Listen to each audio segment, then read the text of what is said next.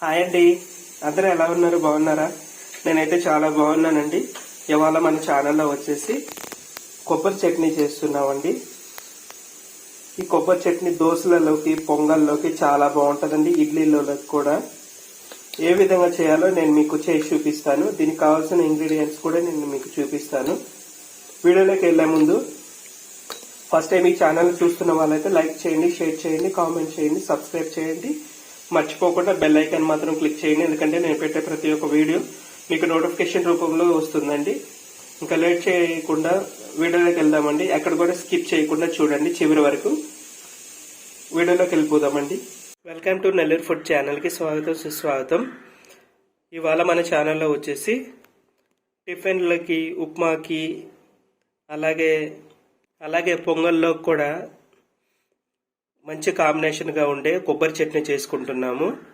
ఏ విధంగా చేసి చూపిస్తానో నేను మీకు చూడండి. అలాగే ఏవే కావాలో కూడా చూడండి. ఇలా పచ్చి కొబ్బరి తీసుకొని మిక్సీలో వేసేసుకుంటున్నానండి. అలాగే 3 పచ్చిమిర్చి ఇలా చీలికలు చేసి పెట్టేసుకున్నాను. అలాగే కొంచెం జీలకర్ర వేసుకున్నాను.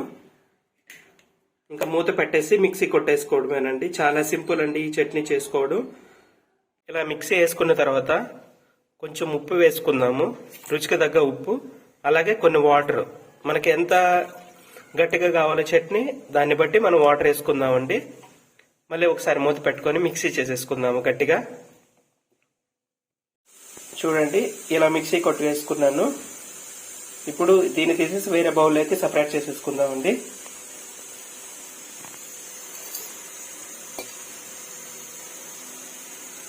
మీకు గట్టిగా కావాలంటే గట్టిగానే చేసుకోవచ్చు. నాకు ఇలా అయితే బాగుంటుందండి, అందుకనే నేను ఇలా చేసుకున్నాను.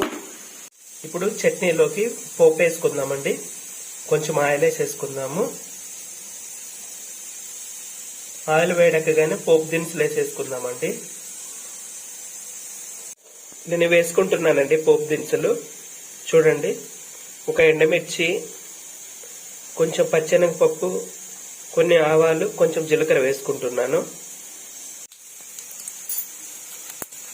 చూడండి, ఇవి కొంచెం ఫ్రై అయిన తర్వాత తీసేసి చట్నీలో వేసేసుకోవడం అండి. చాలా సింపుల్ అండి ఈ చట్నీ చేసుకోవడం.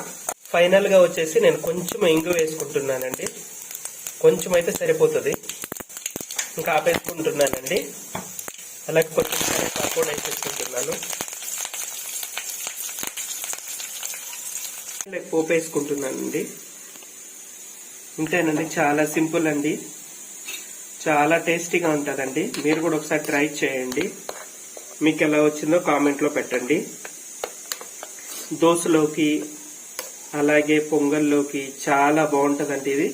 మీరు కూడా ట్రై చేయండి.